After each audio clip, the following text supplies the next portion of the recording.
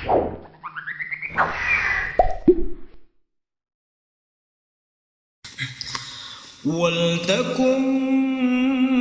minkum ummatun yad'una ilal khairi wa ya'muruna bil ma'rufi wa yanhauna 'anil munkar wa ulaika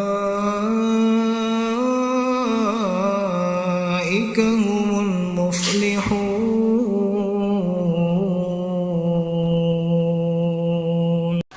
Alhamdulillahilladzi nahmaduhu wa nasta'inuhu wa nastaghfiruh wa na'udzu billahi min syururi anfusina wa min sayyiati a'malina may yahdihillahu fala mudhillalah wa may yudlilhu fala hadiyalah. Asyhadu an la ilaha illallah wahdahu la syarikalah wa asyhadu anna sayyidana wa nabiyyana Muhammadan abduhu wa rasuluh. Allahumma sholli wa sallim wa karrim wa barik ala sayyidina Muhammadin wa ala alihi wa sahbihi ajma'in. Amma ba'du, fa inna asdaqal hadisi kitaballahi ta'ala wa khairal hadi hadi sayyidina Muhammadin sallallahu alaihi wasallam wa syarrul umuri muhdatsatuha wa kullu muhdatsatin bid'ah wa kullu bid'atin dhalalah wa kullu dhalalatin finnar. Ila hadratin Nabi Mustafa Rasulillah sallallahu alaihi wasallam, summa ila ruhi abaina wa ummahatina wa ajdadina wa jaddatina wa masyaikhina, khususan walidi Jumhair bin Bashiran Haji Mujannah binti Umar, Sun Bapak Syafi'i bin Yansun Kaji Abdul Malik bin Kaji Abdul Ghaffar, Sun Abu Yasanja, Sun Syaraqo, Sun Tubagus Ahmad Bakri, khususan Kaji Ahmad Syarifuddin bin Kaji Abdul Ghani, khususan Kaji Mursaid Sun Ustaz Naim, khususan Al-Imam Abi Zakaria Yahya Asy-Syaraf An-Nawawi. Al-Fatihah. A'udzu billahi minasyaitonir rajim. Bismillahirrahmanirrahim. Alhamdulillahi rabbil alamin, arrahmanir rahim, maliki yaumiddin. Iyyaka na'budu wa iyyaka nasta'in. Ihdinas siratal mustaqim, siratal ladzina an'amta 'alaihim ghairil maghdubi 'alaihim waladdallin. Amin. Rabbighfirli wa liwalidayya. Amin. Wa bisanadinal muttasili al-imami Abi Zakaria Yahya Asy-Syaraf An-Nawawi qala. Ada lumayan, udah biarin dah, saya baca deh. Udah nggak usah, Pak.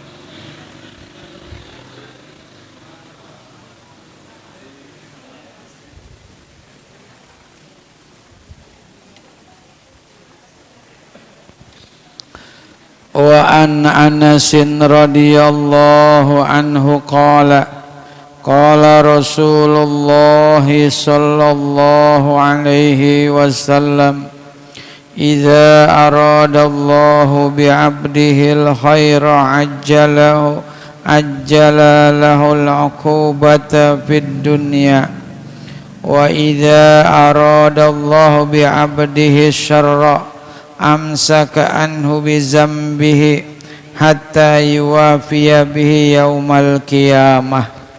Wa qala an-nabiyyu sallallahu alaihi wasallam, inna 'izzamal jazaa'i ma'a 'izzamil bala, wa inna Allaha ta'ala idza ahabba qauman ibtalahum faman radiya falahur ridha wa man syahita falahus sukhtu rawahu Tirmidzi wa qala hadisun hasanun.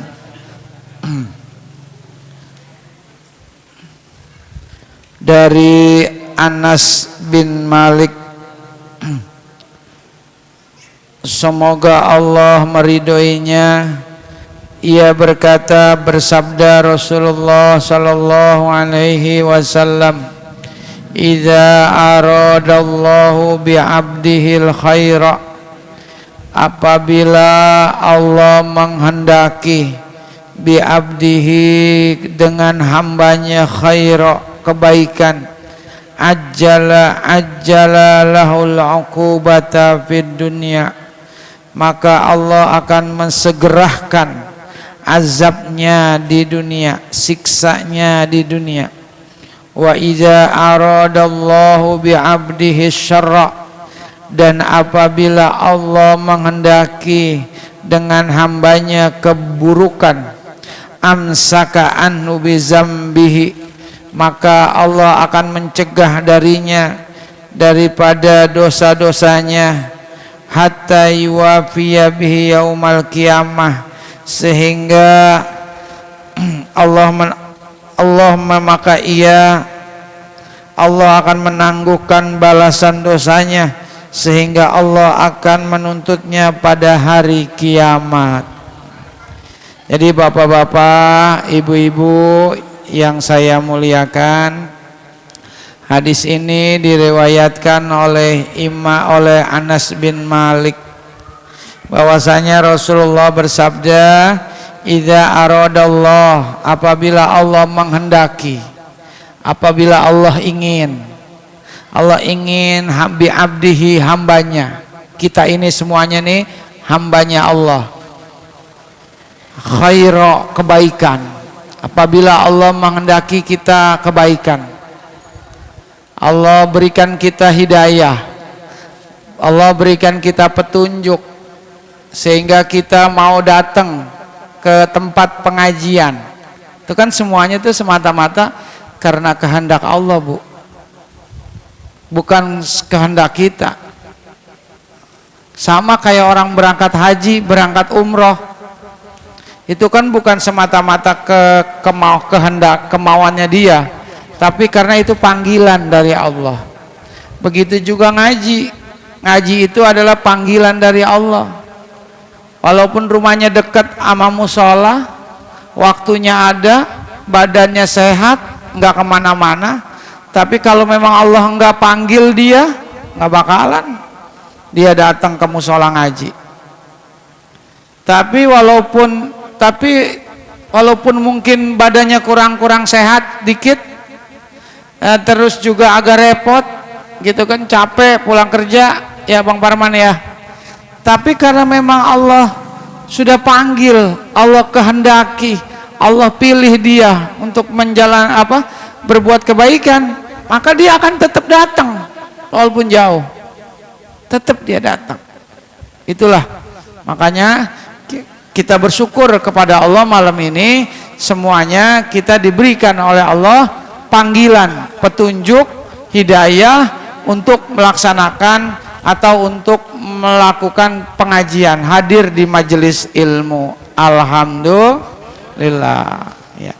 Nah, Allah apabila, kata Nabi, apabila Allah menghendaki kebaikan bagi hambanya, maka ajjalalahul uqubah, Allah akan mensegerakan siksanya fid dunia, di dunia ini. Tuh. Jadi kenapa Allah mensegerakan siksanya? Supaya Allah supaya orang ini hatinya jadi bersih dari dosa-dosa. Kalau dia diberikan ujian sama Allah, diberikan musibah, dikasih bencana, dikasih penyakit sebagainya, dia sabar, dia ikhlas, dia ridho menerima segala ketetapan Allah, baik itu qada yang bersifat baik maupun qada yang buruk, dia terima, maka seketika dosanya dihapus oleh Allah Subhanahu wa taala. Sebab orang sabar itu luar biasa, Bu, pahalanya. Innama yuwaffas sabiruna ajrahum bighairi hisab. Gitu. Sesungguhnya orang sabar itu pahalanya itu nggak dihitung lagi sama Allah. Saking banyaknya pahala Allah berikan buat orang sabar. Maka ketika dia sabar, dosanya dihapus oleh Allah, maka hatinya bersih. Nah, Allah cinta nih sama dia begitu. Jadi kalau dia masih banyak dosa, Allah nggak cinta sama dia. Tuh. Nah, terus selanjutnya, wa idza aradallahu bi 'abdihi, dan apabila Allah menghendaki dengan hambanya syarra, yaitu keburukan artinya dia jauh dari Allah, dia nggak ngaji, dia nggak sholat, ya boro-boro ngaji, sholat aja kagak, kan begitu. Pokoknya setiap hari kerjaannya nyari dunia mulu, udah lalai sama Allah, dia lupa kewajibannya, dia lupa yang berkaitan dengan ibadah kepada Allah. Amsaka anhu bizambi hatta yuwafiya bihi yaumal qiyamah, maka nanti Allah akan tangguhkan tuh siksanya, dosa-dosanya. Buat kapan?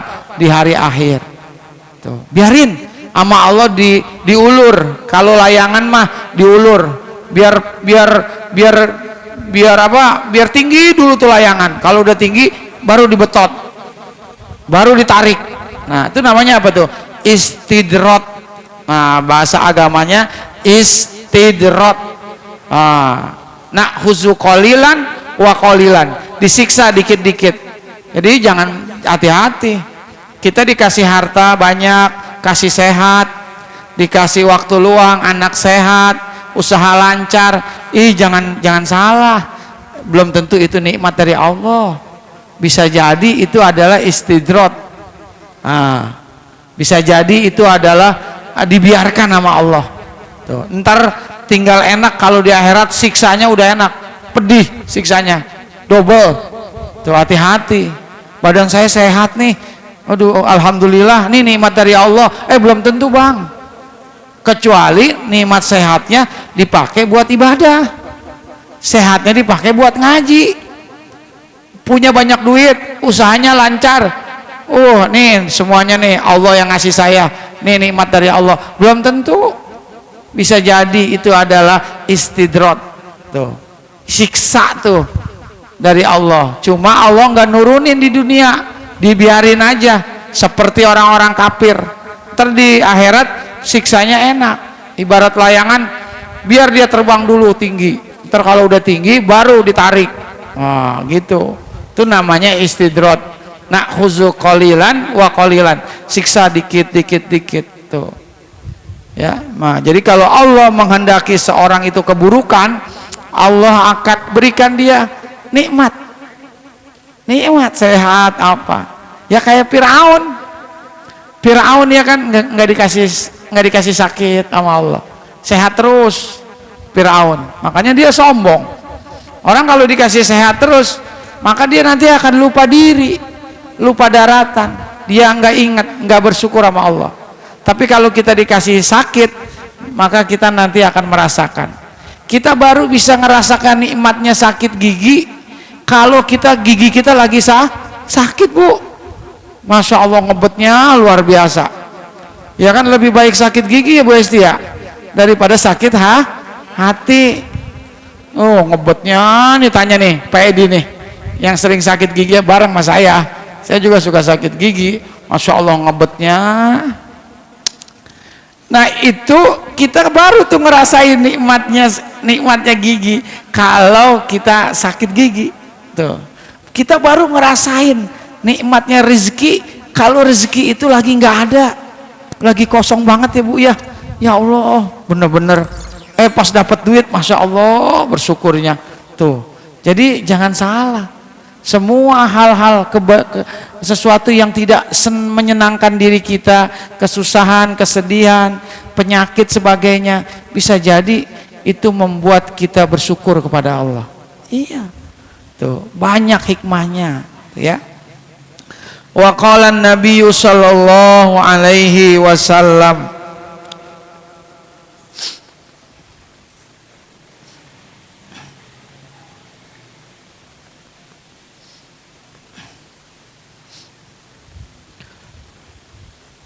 Inna izomal jaza, sesungguhnya besarnya balasan, ma'a izomil bala. Kata Nabi, sesungguhnya besarnya balasan dari Allah, besarnya pahala dari Allah itu sesuai dengan bala, dengan ujian yang Allah berikan kepada kita. Semakin berat ujian yang kita terima, maka semakin besar tuh pahala yang Allah berikan sama kita. Tapi kalau sedikit ujian nama kita, maka sedikit pahala kebaikan yang Allah berikan sama kita tuh. Jadi jangan sedih ketika diuji, justru makin besar ujian yang kita terima, maka sesungguhnya itu adalah makin besar pahala dan keridhaan Allah kepada kita semuanya, gitu ya. Wa innallaha ta'ala, dan sesungguhnya Allah Ta'ala, inna ahabba qauman ibtalahum, apabila Allah mencintai satu kaum, satu masyarakat, satu tempat, ibtalahum, Allah akan menguji mereka tuh. Jadi Allah kalau udah cinta sama seseorang, pasti Allah akan kasih ujian tuh ya. Paman radiya falahu ridho, wa man sakhita falahu sukhtu, rawahu at-Tirmidzi. Maka Allah akan menguji, sehingga siapa saja yang ridho maka Allah akan meridhoinya, siapa yang murka maka Allah akan murkanya. Jadi ketika kita diuji, kita ikhlas, kita ridho, maka Allah akan ridho sama kita. Nah, tapi kalau ketika kita diuji sama Allah, kitanya murka, kita enggak ridho, kita enggak ikhlas, kita enggak terima, kita marah-marah, maka Allah juga murka, marah-marah kepada kita. Kata Allah, ini orang dikasih nikmat sepanjang hidupnya, ya kan, lupa diri, giliran dikasih penyakit baru seminggu udah putus asa, padahal banyakkan nikmat yang diberikan sama dia. Penyakitnya mah baru kemarin dia sakit, tapi dia nggak nerima ketetapan Allah. Jadi yang membuat kita kuat ketika menghadapi ujian adalah keridhoan kita menerima segala keputusan Allah tuh ya. Apa dari hadis ini yang bisa kita ambil, Bu? Manusia itu diuji sesuai kadar keimanannya. Jadi nggak ada orang yang beriman yang nggak diuji, semuanya pasti diuji sama Allah tuh. Ahasiban nasu ayyutsraku ayyakulu amanna wa hum la yuftanun. Kata Allah, apakah manusia mengira dia akan dibiarkan begitu saja setelah dia mengatakan saya beriman kepada Allah, saya percaya kepada Allah, wahum la yuftanun, padahal mereka belum kami uji, kata Allah tuh. Jadi nggak ada orang yang ketika dia mengatakan saya percaya kepada Allah, saya beriman sama Allah, lalu dia dibiarkan saja sama Allah. Tidak, dia pasti akan menghadapi ujian. Untuk apa ujian itu? Untuk menaikkan derajatnya, untuk menaikkan keimanannya. Makin tinggi keimanan kita, makin kuat iman kita, maka makin besar ujian yang akan kita hadapin tuh. Makanya orang yang paling berat ujiannya adalah para nabi dan para rasul. Kenapa? Karena para nabi dan para rasul memang imannya udah sempurna, beda sama kita. Iman kita kan sewaya-waya, ya Bu ya, tau nggak sewaya-waya? Sekapan-kapan gitu ya. Iya, sewaya-waya. Kalau lagi ada enaknya kita beriman, kalau nggak ada, waduh, ada beseknya kayaknya nih, begitu. Kita datang. Tapi kalau nggak ada beseknya, kita nggak datang. Kalau di Islam kira-kira nguntungin, dia ikut. Ntar kalau nggak ada yang nguntungin, dia nggak ikut. Tuh, imannya sewaya-waya. Kadang-kadang di musola mah luar biasa, tak tekunnya ibadah, giliran di luar musola, iya kan, udah kayak iblis perbuatannya tuh ya. Tuh namanya iman sewaya-waya.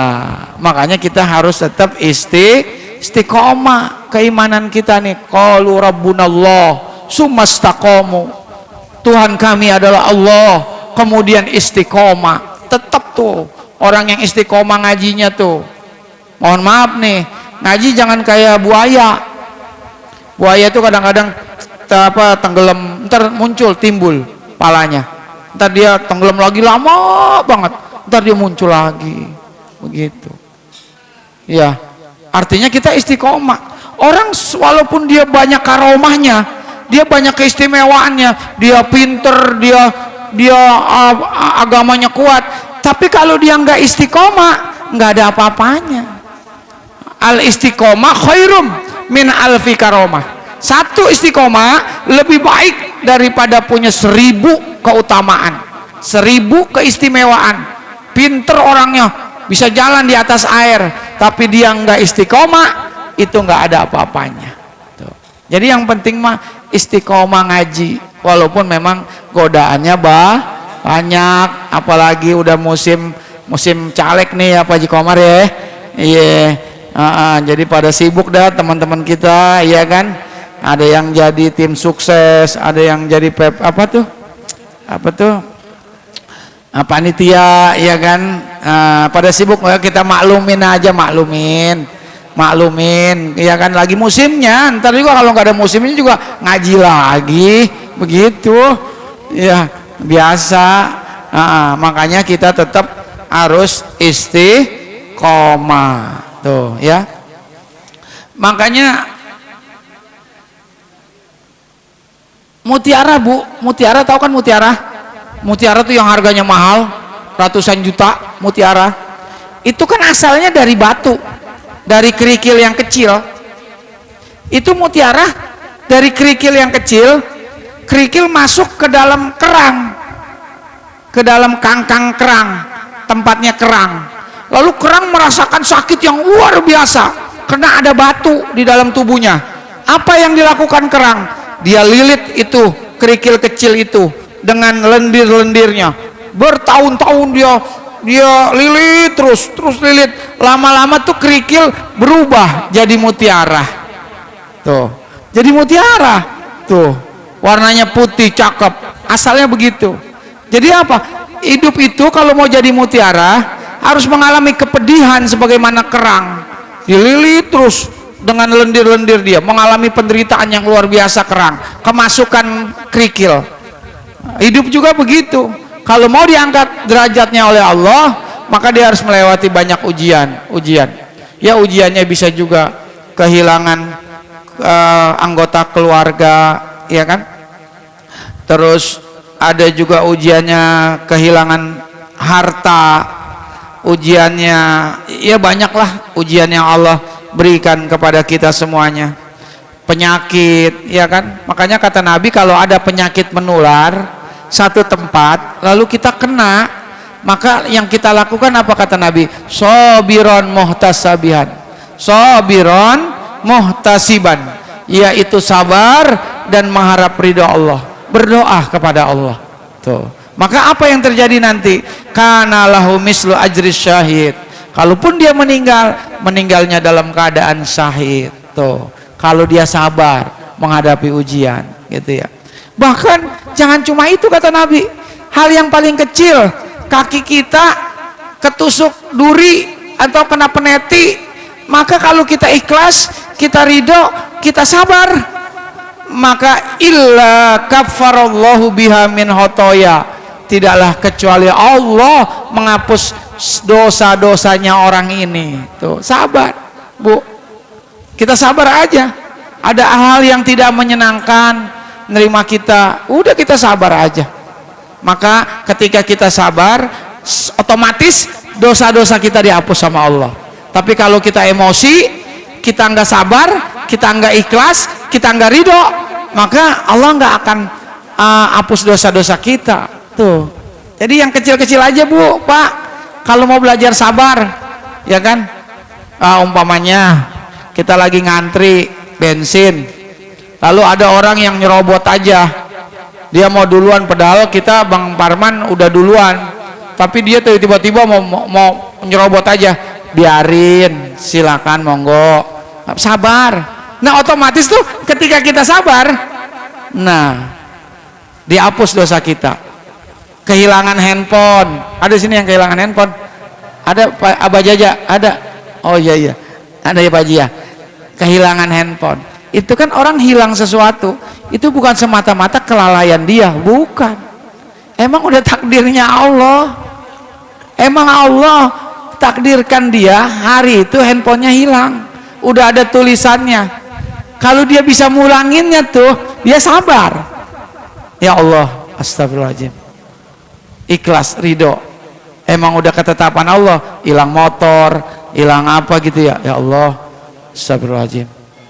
Sabar kita ikhlas, kita ridho, otomatis dosa-dosa kita dihapus sama Allah. Tuh, luar biasa kan? Sabar. Emang sabar awalnya pahit, tapi ujungnya ntar manis. Manis. Kayak teman saya ya, yang saya cerita itu ya kan, sabar disakitin sama suaminya, dipukulin sama suaminya, pada biru mukanya ya kan. Suaminya mah di rumah aja, dia berangkat kerjanya jauh lagi, rumahnya Cikeas, kerjanya di Kalideres, kan jauh, jam 4 subuh udah jalan.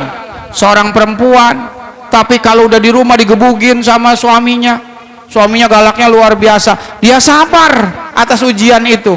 Apa yang terjadi Pak? Akhirnya ibu ini nih diangkat di zamannya Ahok jadi kepala sekolah sampai 3 periode. Nah, dan sama suaminya ya diceraiin, suaminya jahat. Oh, dia jadi kepala sekolah. Allah angkat tuh dari guru biasa, dari cuma TU jadi kepala sekolah. Kenapa tuh?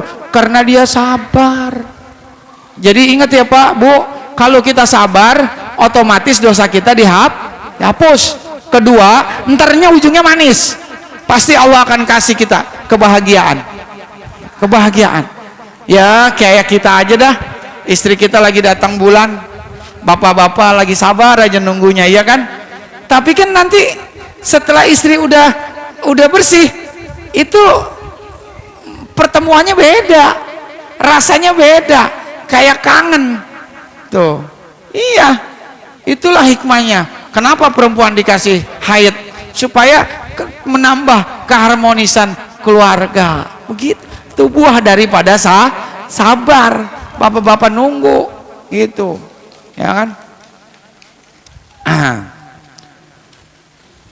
Apalagi yang Allah berikan, pokoknya seberat apapun ujian yang Allah timpakan, la yukallifullahu nafsan illa wus'aha. Allah tidak akan membebani manusia kecuali sesuai dengan kemampuannya.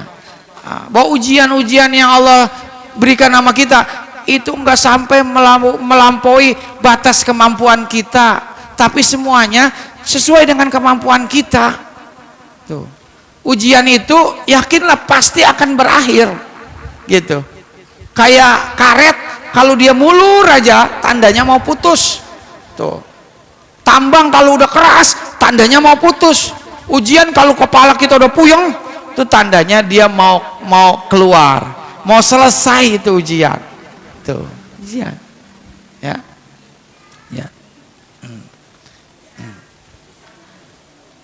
Nah, wa may yuridillahu khairan yusibhu minhu. Allah kalau udah cinta kepada seseorang, Allah menghendaki kebaikan, Allah akan uji dia. Tuh, makanya kalau kita diuji oleh Allah, yakinlah kita husnuzon, baik sangka bahwasanya Allah sedang mencintai kita. Makanya bersyukur. Orang yang sabar, orang yang kena penyakit, doanya makbul. Makanya kalau orang sakit, jangan dia yang minta doa, kita yang minta doa sama dia. Tuh, dia orang sabar. Bu, doain saya Bu ya, biar sehat. Lah, gue lagi sakit lu minta sama gue. Jangan salah, orang sakit doanya makbul. Tuh, makanya kalau nengokin orang sakit, ya enggak, minta doa.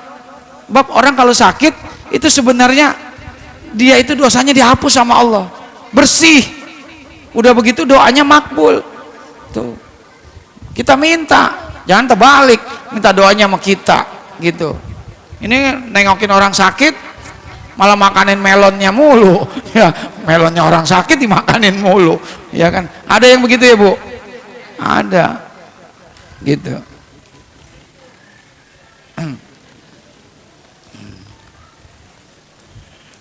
Jadi segala balasan selanjutnya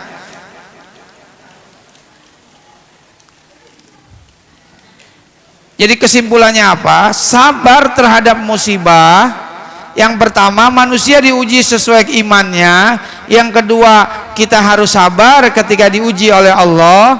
Maka yang ketiga adalah Allah akan mencintai orang-orang yang memang Allah akan uji dia. Yang keempat, ketika kita diuji, kita ikhlas, kita ridho, tidak mengeluh atas ujian Allah. Inilah hikmah, intisari, sekelumit hikmah pelajaran dari hadis Rasulullah Sallallahu Alaihi Wasallam.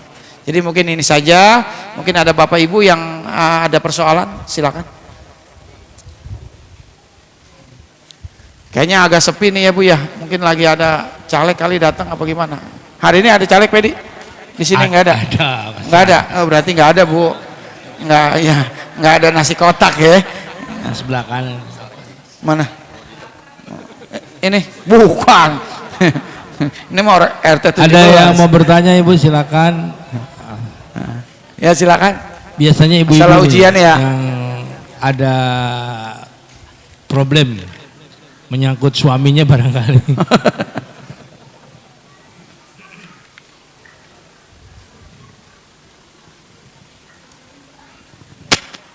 Bapak-bapak ada pertanyaan? Nggak ada, berarti udah paham semua ya Bu Udah ya. paham. Cakep. Alhamdulillah.